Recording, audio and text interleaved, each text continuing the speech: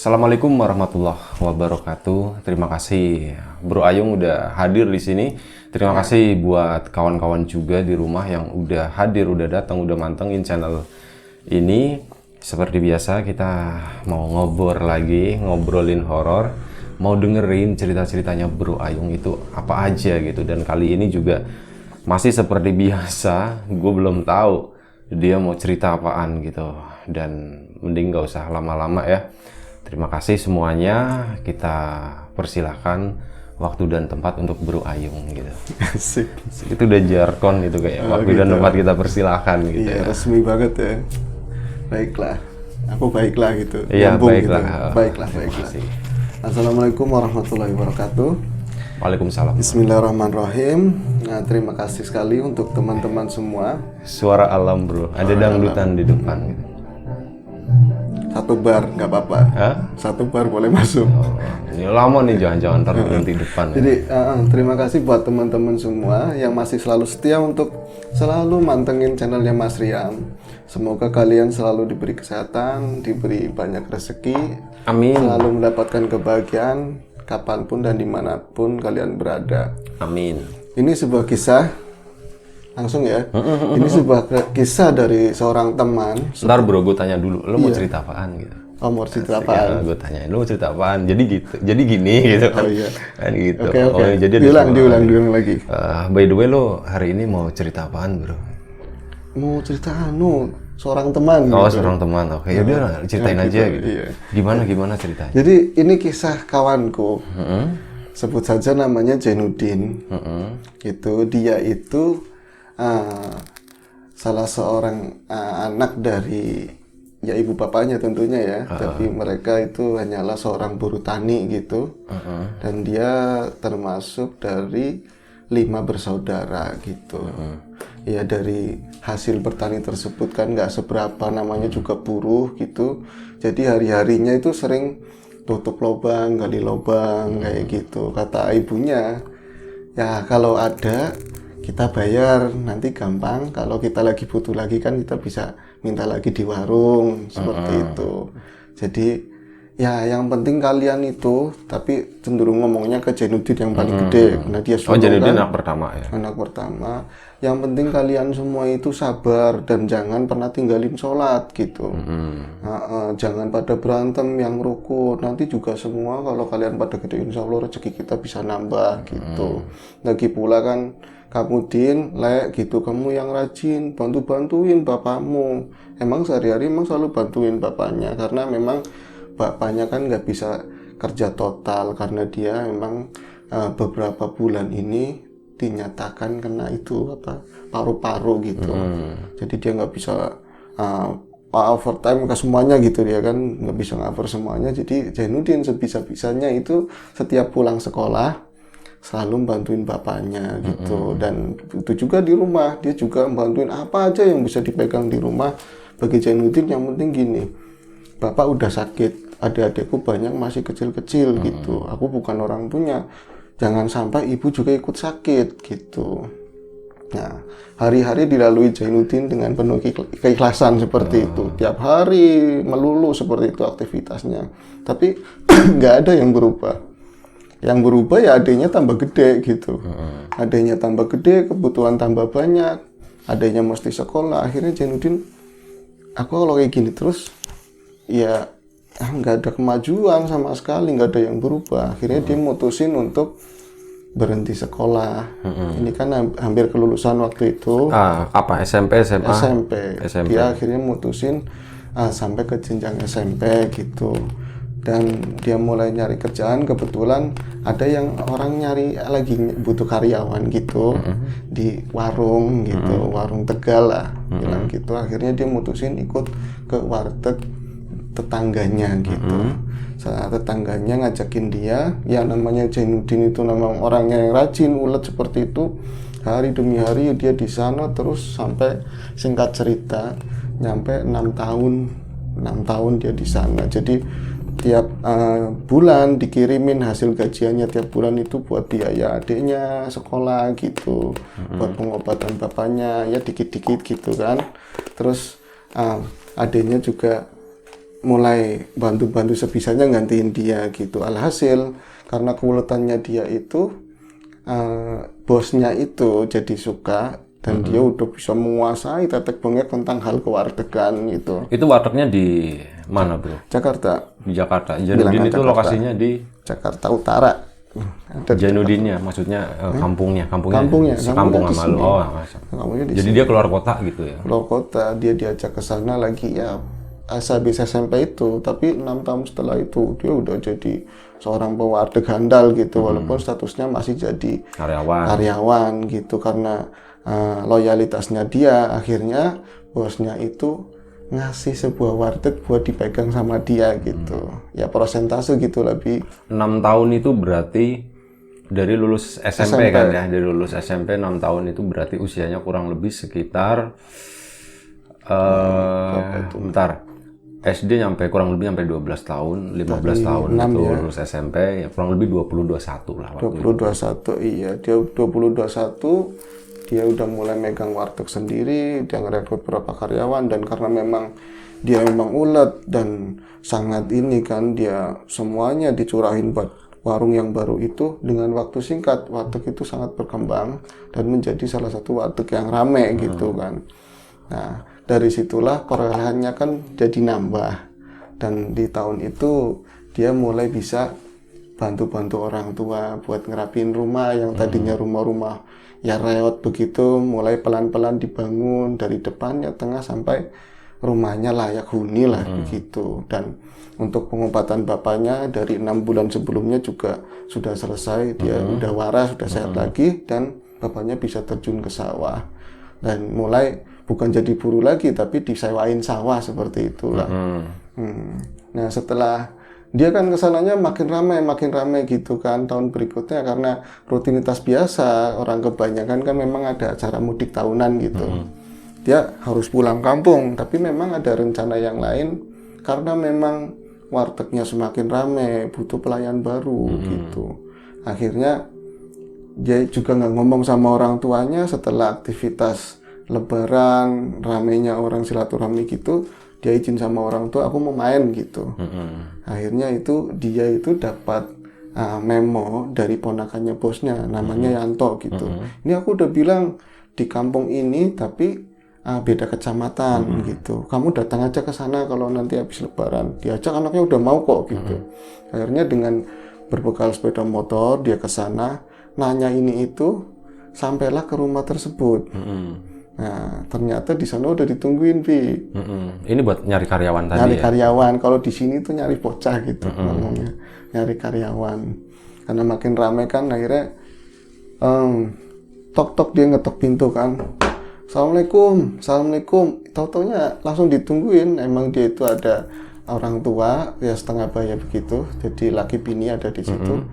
Terus langsung begini, Mas Jainuddin ya gitu. Iya Bu. Nggih Bu gitu. Monggo masuk. Antusias kalau terima tamu yang kayak bos begitu kan, adatnya seperti itu. Akhirnya dipersilakan masuk. Bu, cepat bikin air minum, ini Dek Jainuddin pasti capek gitu, perjalanan jauh. Oh enggak kok Pak, soal lagian cuma sebentar. Enggak, bikin air minum. Ibunya langsung loyor masuk. Nah, Jainuddin dipersilakan masuk. Sendalnya nggak usah dicopot, orang ubin apa sih, orang begini kotor gitu. Akhirnya dia masuk, hadap-hadapan sama bapaknya gitu. Kok Pak, ini cuma sebentar. Lah ya lama juga nggak apa-apa, orang ditungguin dari habis zuhur, kata Yanto, datangnya jam 4 sore gitu. Oh ya Pak, maaf, orang tadi banyak temen, namanya juga Lebaran gitu. Dibukain lah toples-toples Lebaran itu kan. Akhirnya, Pak gini Pak. Ya gimana, padahal udah tahu, pura-puranya kan begitu orang. Gini Pak, satu, saya datang ke sini itu silaturahim gitu. Yang kedua, saya ada perlu nopo gitu kan. Enggak, saya dapat memo dari Yanto, ponakannya bos saya. Katanya anak bapak mau diajak bantu-bantu saya di warung gitu kan. Oh iya, memang dia udah siap banget dari kemarin seminggu. Malah nggak sabar katanya, apa kapan berangkat, tak panggilin ya, Som gitu kan. Som, kamarnya kan pas di belakang ini, orang namanya pakai kalsipot, dok Som, nggih Pak, iya Pak gitu kan. Som, ini tuh dicariin deh Jainuddin, katanya mau pengen berangkat gitu kan. Ya Jainuddin namanya orang yang baik juga, dia dari kemarin-kemarin itu fokusnya kerjaan, nggak mau ngiraukan itu Som kayak apa kek, orang udah gede apa anak-anak apa, yang penting bisa bantuin. Dia sibuk SMS-an kalau zaman itu kan, sama Yanto. Toh aku udah di sini, ini anaknya sebentar lagi ketemu, niatnya besok malam kalau dia mau langsung tak ajak gitu kan. Akhirnya keluarlah si Sumiati panjangannya Ya, gitu. udah ketebak sih Iya, namanya. Sumiati bin siapa lah gitu. Akhirnya duduk, bapaknya geser, dia ada paduan begini, bapaknya geser ke sini nih. Sumiati ada di sini, persis di depan Jainuddin. Terus, Dek, ini loh si Sum. Pas dia ngeliat begitu, tengok dia cuma begini. Loh kok dalam pikirannya dia gitu. Lo kok cantik gitu. Iya, benar. Gini kok di depannya itu nampak seorang gadis ya usia sebangsa se-17-an gitu. Pasti lo gambarin nih. Akan aku gambarin. Boleh kan? Iya, demen gue kalau yang Oke, kayak gini. aku gambarin nih, ya kan. Jadi dia itu usianya sekitar 17 tahun, rambutnya panjang hitam lurus begitu. Yang bikin ini dia cantik, pasti cantik gitu kan kata kamu. Dia cantik, badannya bagus. Ukuran dia. Hampir, nanti dulu. Dia pakai tank top begitu, warna hitam. Ini Yung, pakai celananya kebangetan pendek kata dia. Menurutku mungkin celana setan gitu kan. Celana haram gitu ya. Dia celana haram di sini. Tapi yang aneh menurutku itu kok bukan kayak pembantu, ini lebih mirip kayak artis dangdut gitu kan. Loh kok kayak gini? Ya aku ngeliatin begini cengok begitu kan. Loh kok indah banget. Padahal bapaknya kayaknya nggak kayak gitu-gitu, ibunya juga ini turunan dari mana gitu kan. Apa tuh Mas ngeliatin begitu suka ya? Malah lenje lebih. Jainuddin mukanya memerah kan. Terus bapaknya di samping. Apa yuk cengar-cengir gitu, seakan-akan anaknya disuguhin begitu loh. Dengan semua yang dimilikinya. Monggo loh dinikmati seperti itu seolah-olah. Akhirnya nggak lama Jainuddin mengamati gini kok ora pantas ini diajak jadi pembantu baru. Ini pantasnya jadi pendamping hidup. Tapi astagfirullahaladzim, aku bukan orang begitu kan. Ada banyak pembantu silih berganti, tapi aku nggak pernah berpikir begitu gitu kan. Akhirnya dia lagi nikmatin pemandangan di depannya begitu. Emaknya tahu-tahu nyeliwer bawa teh manis. Monggo diunjuk dek Jainuddin ini mumpung masih hangat. Soalnya gasnya habis. Ini teh yang tadi pagi maaf loh gitu kan. Jainuddin jadi sialan lagi, temen-temen yang ngeliatin malah ngomong begitu kan. Nah itu si ibunya geser ke samping bapaknya. Lah si Sumiati pindah ke sampingnya Jainuddin. Itu ini rada erotis nih Bi. Jadi dia langsung pindah ke sampingnya Jainuddin, nempel begitu loh, paha sama paha. Loh yo Jainuddin opo iki kan langsung hangat langsung, Mas C, kamu dong diminum sayang, bilangnya sayang. Ini kan aku senang dibilang begitu, tapi ini baru ketemu, mana mungkin dia bilang begitu. Apa aku salah dengar? Apa sih sayang, ayo diminum, kata dia begitu. Diminum lenjeh ya, lah pokoknya. Lenjeh banget ya kalau. Ini ntar ceritanya judulnya lenjeh. Kalau lenjeh jelek, sorry ya, lenjeh jelek nyengiti gitu. Tapi kalau lenjeh cakep gak apa-apa wis gitu, masih dimaklumi. Itu langsung diambilin begini, tutupnya dibuka. Ayo diminum loh Mas J gitu. Loh ya kan gelayut begini ada yang nempel Bi. Manggilnya tuh Mas J langsung. Mas J dong, Mas J kalau dia kan. Ya. Tuh langsung iya tak minum. Ayo monggo, bawa bapak ibunya kayak ayo lo cepet dek, kelamaan amat gitu kan. Akhirnya diminum lah teh itu. Satu kali seruput begitu. Kok ini teh ada yang aneh rasanya gitu, ada bau-bau langu yang pas bapaknya begini gitu, ayo dia cepetan dipegang gitu, diminum gitu ya, maksudnya diminum ya gitu, kira dipegang. Megang apanya? Isi itu sih sum gitu, buruan dipegang. Buruan dipegang si sumnya gitu, mungkin di lain waktu. Kacau nih, lupa lagi aku. Terus. Nah itu tehnya tuh rasanya gimana tadi? Tehnya rasanya langu. Teh itu kan cenderung ada melatinya kan wangi, sepet-sepet wangi bercampur sama manis gitu kan. Kok ini agak langu. Langu tuh rasanya kayak agak apa ya? Langu itu kayak bau lembing apa? Agak tengik kali ya. Tengik-tengik ke bau-bau sengar lagi. Itu malah sisa lagi digambarin. Pokoknya bukan cita rasa teh yang bukan cita rasa umum gitu yang umum. Akhirnya kok rasanya begini.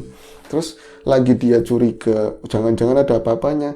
Si Sum lagi, Mas minum, ayo minum, habisin, kamu kan capek. Kamu aku kan baru ketemu, kamu kan capek. Diminum lah teh itu, dihabisin setengah.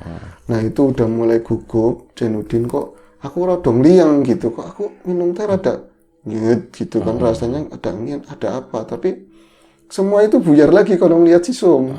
Kalau ngeliat bapaknya males, ibunya males, tapi ngeliat sampingnya, kayak gini banget, apa jatuh cinta apa piye gitu kan. Akhirnya bapaknya udah gini, Nak Jainuddin, tadi ibu kan belum dengar, nah kamu kesini niatnya mau apa? Itu spontanitas kata dia. Saya mau megang gitu. Hah? Mau megang anaknya gitu? Enggak gitu. Jadi dia gini, ditanyain begitu, di sini tuh niatnya mau ngapain deh Jainuddin? Aku mau nikahin anaknya jenengan, kayak gitu Bi ngomongnya. Aku mau nikahin anaknya jenengan, tapi kok kenapa keluar begitu? Padahal aku mau ngajakin dia ke warung. Terus si Sumnya, yang bener gitu langsung, kata dia lanjut banget gitu kan. Terus dia mau ngomong enggak, tapi ngomongnya keluarnya lagi, bener aku mau nikahin kamu besok Bi. Tuh aneh banget. Aku ngomong kayak gini, besok ya yang bener ya. Akhirnya itu ya udah tak tinggal dulu kata orang tuanya biar lebih dekat gitu. Ditaruhlah tangannya Jainuddin, dua-duanya ditaruh di pupunya itu loh. Yo gimana perasaannya ya, Jainuddin kan pucat, tapi gimana memerah begitu. Beneran ya Mas, kamu besok datang sama orang tua kesini, kita pokoknya langsung nikah. Itu ada pengaruh dari mana? Dia ada keniatan seperti itu, kayaknya berangkat udah niatnya mau nyari pembantu, tapi kok jadi begini? Berubah gitu ya. Berubah semuanya itu di luar pemikirannya, di luar kendalinya dia gitu. Dia ngiyakinin si cewek itu, bener aku tuh mau nikahin kamu besok. Nah singkat cerita, dia itu pulang di motor, di kendaraan, dia sengaja maju kendaraannya agak cepat biar pikirannya agak fresh, aku ini kenapa gitu. Tapi semakin dia lawan, ada pergulatan di dalam hatinya, nggak mungkin, aku pengennya cari orang rewang pembantu, kok aku begini gitu kan. Tapi kayak ada bisikan, ayo cek, nikahin aja, cantik, kapan lagi gitu. Dia kalah Bi. Itu sampai di rumah, ternyata karena bilangnya sebentar kan ditungguin, itu jatuhnya mau maghrib di rumah kan, orang tuanya ngumpul, adik-adiknya ngumpul semua. Itu pulang-pulang lupa salam Bi. Biasanya dia selalu assalamualaikum dan lain-lain, lupa salam, buka pintu langsung, Pak, Bu, besok aku kawin Bu. Dia bilang kayak gitu. Ibunya kan sama bapaknya cengok gitu kan, saling tatap gini, loh bocah kenapa gitu. Pak, kawin Pak, kata dia gitu. Pak, kawin gimana tuh Cek? Kawin menikah Bu, pokoknya aku mau nikah sama si Sum Bu, anaknya ini Pak Harto Bu, desa seberang Bu, sono Bu, kata dia gitu. Loh kamu tuh kenapa tuh Din gitu? Orang nikah itu bukan suatu yang buat guyonan, harus ada persiapannya, harus ada macam-macamnya yang diurusin. Besok tuh nikah model apa? Pokoknya ibu harus nikahin aku besok. Ini duit, itu dibanting katanya. Dia ada dompet penuh isinya kan. Ini duit belanja, pokoknya ibu belanja sekarang. Itu udah di luar kendalinya dia. Pokoknya ibu belanja sekarang, besok nyari mobil bapak, kita berangkat ke sono. Itu ada yang kedua dari bawah, berarti nomor berapa tadi ya, 4 ya. Nomor 4 itu nangis, langsung teriak nangis, jangan, nggak mau Mas, nggak, jangan nikah, diam kamu, digituin. Itu bukan perangnya Jainuddin, baru sekali itu dia bisa begitu. Dia itu kan sosok yang lembut gitu kan. Itu, Mas jangan nikah sama dia, kalau Mas nikah sama dia Mas ciloko kayak gitu. Itu mau digambar sama dia Bi. Sampai diadang-adangin sama bapaknya gitu. Cek, kamu kenapa sih Cek, eling istighfar Cek? Enggak, besok aku nikah, pokoknya aku nikah. Karena nggak bisa ngelawan, dan mungkin apa ya, di sisi lain orang tuanya memang menghendaki Jainuddin nikah karena udah umur dan udah mapan gitu kan. Tapi caranya nggak begini. Tapi bapaknya, ya wis Bu, kita turutin aja. Besoknya menikahlah dia. Mereka datang ke rumahnya Pak Harto itu, menikah dengan perempuan cantik tersebut. Gitu. Tentu saja dengan model ala kadarnya, entah nikah model apa gitu. Pas ajab kabul gitu kan, akad itu ya. Akadnya itu kan si ibunya nangis gitu kan, nangis sesungguhkan gitu. Maksudnya kok iso aku didik anak dari kecil begini-begini, kok dia perangainya jadi keras, kok dia jadi semaunya sendiri, kok nikahnya model begini, gimana aku pertanggungjawaban aku sama orang tua aku yang udah nggak ada, sama tetangga-tangga kalau nanya gitu kan. Tapi lagi-lagi bapaknya nenangin, menikahlah mereka, berhasil menikah gitu kan. Itu sekitar seminggu ada di kampung seberang itu, dan kemudian 3 hari sebelum berangkat ke Jakarta dia di rumahnya jengukin gitu. Ya semuanya baik-baik aja, normal. Jadi kayak Si suminya ikut ke rumah. ikut ke rumah dulu sebelum berangkat ke Jakarta. Semuanya baik-baik aja. Dia juga seperti perempuan kebanyakan, cantik, baik, ewang-ewang di belakang, isu-isu gitu tuh biasa. Mereka kemudian berangkat dan hari-hari berjalan seperti biasa. Orang tua Jainuddin terjun ke sawah, adik-adik sekolah, Jainuddin juga mungkin di sana dagang dan lebih baik-baik gitu kan, ada yang ngurusin buat nyuci dan lain-lain. Tapi setelah sebulan kemudian ada kabar buruk. Jadi ada telepon dari Jakarta, yang telepon si Sum. Si Sum telepon. Jadi itu maghrib, kata orang tuanya maghrib. Jadi ditelepon begini, Pak, besok Bapak jemput Mas J. Pokoknya besok jemput Mas J di Jakarta. Lu jemput kenapa, Sum? Mas J sakit parah, pokoknya Bapak kesini jemput gitu. Sakit parah gimana? Wis nanti bapaknya nggak ada fotonya sih itu HP-nya. Pokoknya jemput kesini. Itu si Sum ngomongnya kasar. Pokoknya harus jemput, cari mobil. Perkara itu uangnya berapa nanti tak ganti di sini, bayar di sini pokoknya. Itu nangiskan orang tuanya. Adanya ngomong, tuh kan bu, yang kemarin ngomong itu. Akhirnya singkat ceritanya itu bapaknya ke Jakarta sama bawa mobil sama supir gitu kan. Nah, ibunya sawah kayak biasa harus jagain adik-adiknya kan. Adiknya Jainuddin itu di sana dijemput, dibawa pulang kampung. Aku nggak mau cerita lama di situnya. Di kampung ya saat itu sore gitu ya. Saat sore itu Jainuddin adanya di kasur gitu, bangsal panjang, di sampingnya ibunya gitu. Itu ngeliat anaknya cuman bisa nangis gitu kan. Ya Allah, Suaranya Lele. Iya, ya Allah, Lele, kamu kok jadi begini? Kamu kan anak sehat, kamu seger, kok jadi begini? Jadi dia itu bisanya cuman baringan, ini nggak bisa ditekuk kemari, nggak bisa ditekuk, nggak bisa apa. Jadi kayak begini, Kaku lurus kaku, terus matanya itu nggak bisa merem sama sekali, sakit. Itu seperti ini terus, nggak ada reaksi, nggak ada ngomong, nggak ada apa, tapi makan mau cuma dijelin minum gitu, kencing segala macam, dipakein pampers kayak gitu. Itu hampir mau sebulan 2 bulan di rumah yang rawatin ibunya, kadang-kadang adiknya gitu. Itu sama sekali nggak ada ucapan, tapi di jam-jam tertentu kalau malam, tapi nggak setiap malam gitu. Dia kayak di apa ya, dilalui apalah, ada yang jalan di tubuhnya itu selalu begini-begini gitu. Kadang juga kayak kesakitan gini, kayak kesakitan, dia meronta-ronta begitu, tapi nggak ada suara juga gitu. Jadi upaya dokter udah dilakuin, terus alternatif juga, tapi belum juga membuahkan hasil.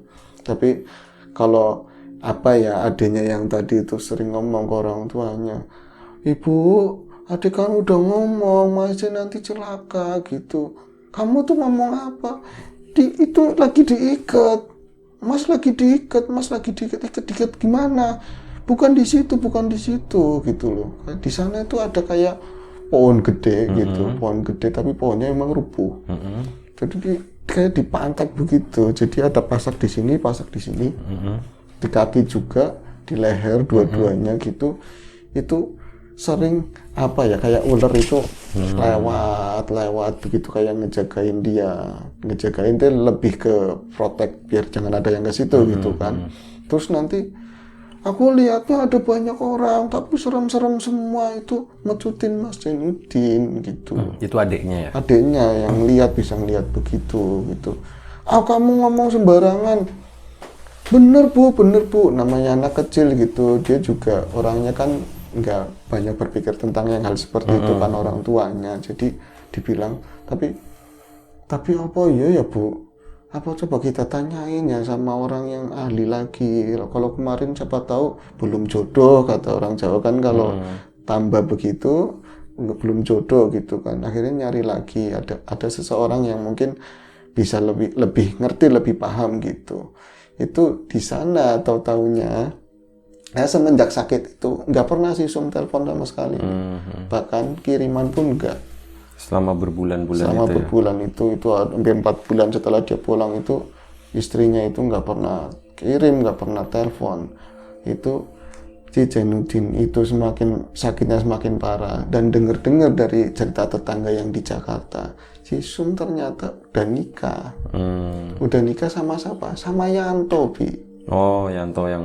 Yanto ponakannya bosnya gitu. Ponakannya bos udah nikah di situ, dan semua pembantu yang di situ yang tadinya 3 orang itu dikeluarin semua, ganti pembantu yang baru.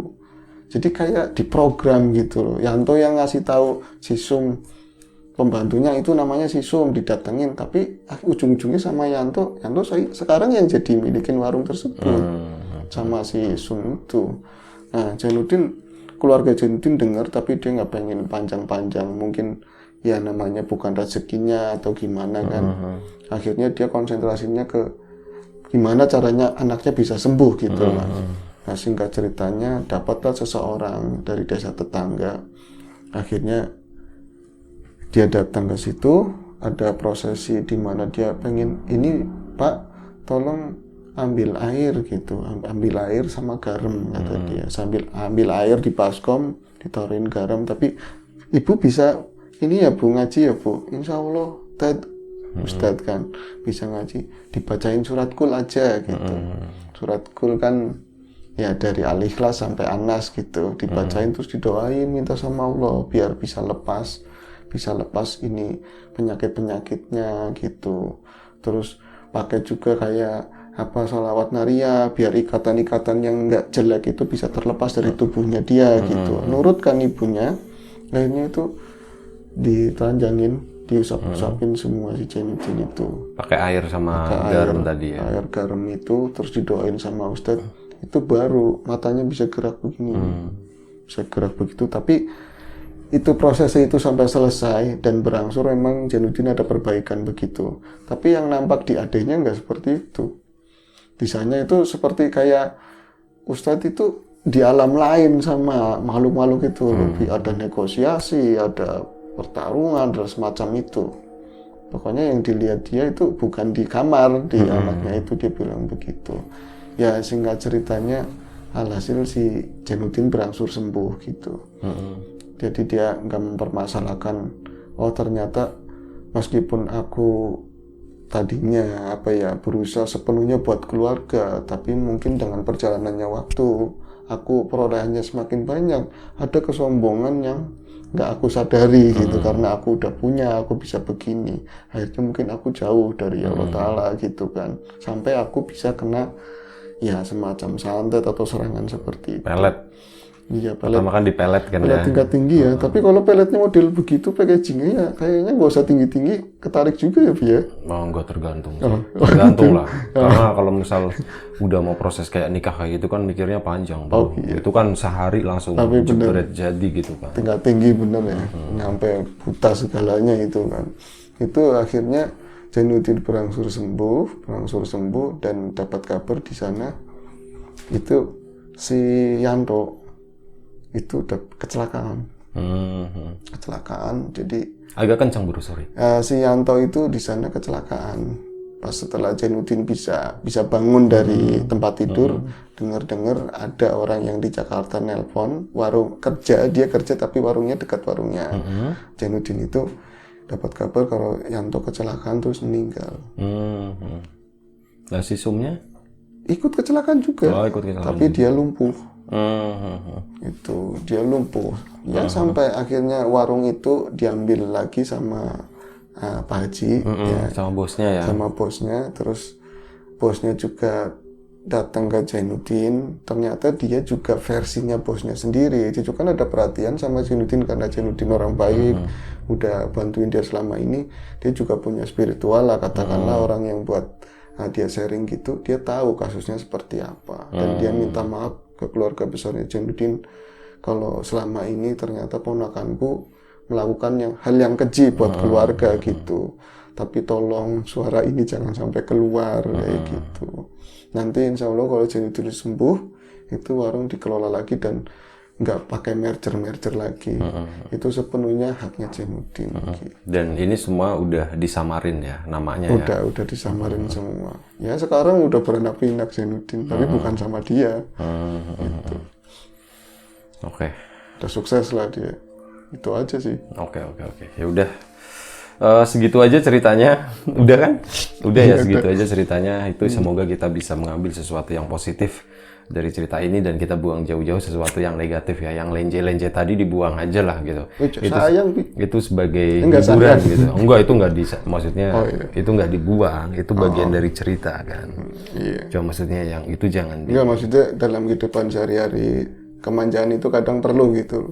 Ya itu perlu, tapi ada aturannya. Ada aturannya. Nah, gitu aja sih. Jangan di sembarang tempat gitu. Iya, jangan di sembarang tempat, jangan sama sembarang orang juga gitu. Nah, terima kasih buat kawan-kawan yang udah nontonin gitu ya, udah dengerin obrolan kita. Terima kasih juga buat Bro Ayung yang udah share ceritanya tentang Jainuddin ini. Seperti tadi disebutin, kita ambil yang positif, kita buang jauh-jauh yang negatif gitu. Kita juga mohon maaf barangkali ada kesalahan di sana-sini, ada sesuatu yang nggak nyaman di hati, di telinga, di mata kawan-kawan semuanya, mohon dimaafkan. Semoga kita tetap diberi kemudahan dalam hal apapun, termasuk kemudahan dalam hal rezeki. Dan ya, jaga kesehatan kawan-kawan semuanya. Sekali lagi terima kasih. Assalamualaikum warahmatullahi wabarakatuh.